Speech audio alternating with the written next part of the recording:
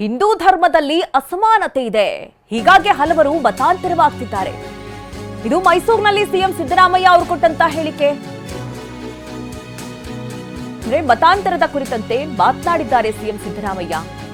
ಜಾತಿ ಗಣತಿಯಲ್ಲಿ ಹೊಸ ಜಾತಿಗಳ ಸೇರ್ಪಡೆ ವಿಚಾರಕ್ಕೆ ಸಂಬಂಧಪಟ್ಟಂತೆ ನಾನು ಮುಸ್ಲಿಂ ಆಗಿ ಮತಾಂತರವಾದ್ರೆ ನನ್ನ ಜಾತಿಯು ಆ ಧರ್ಮದ ಜೊತೆ ಸೇರುತ್ತೆ ಅಲ್ವಾ, ನಾನೇನು ಮುಸ್ಲಿಂ ಆಗಿ ಮತಾಂತರ ಆಗಲ್ಲ, ಸುಮ್ಮನೆ ಉದಾಹರಣೆಗೆ ಇದನ್ನ ಹೇಳಿದೆ ಅಷ್ಟೇ ಅಂತ ಅಂದಿದ್ದಾರೆ ಸಿಎಂ ಸಿದ್ದರಾಮಯ್ಯ. ಯಾರು ಕನ್ವರ್ಟ್ ಆಗಿದಾರೆ ಆ ಜಾತಿ ರೀ.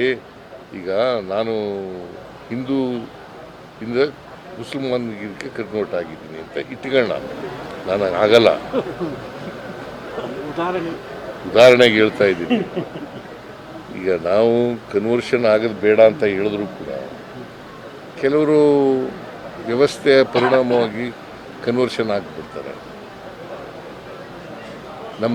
ನಮ್ಮ ಸಮಾಜದಲ್ಲಿ, ಹಿಂದೂ ಸಮಾಜದಲ್ಲಿ ಎಲ್ಲರೂ ಸಮಾನತೆ ಇದ್ದಿದ್ರೆ ಯಾಕೆ ಕನ್ವರ್ಷನ್ ಆಗ್ತಾರೆ? ಸಮಾನ ಈಕ್ವಲ್ ಆಪರ್ಚುನಿಟೀಸ್ ಇದ್ದರೆ, ಸಮಾನತೆ ಇದ್ದರೆ ಯಾಕೆ ಅಸ್ಪೃಶ್ಯತೆ ಯಾಕೆ ಬಂತು?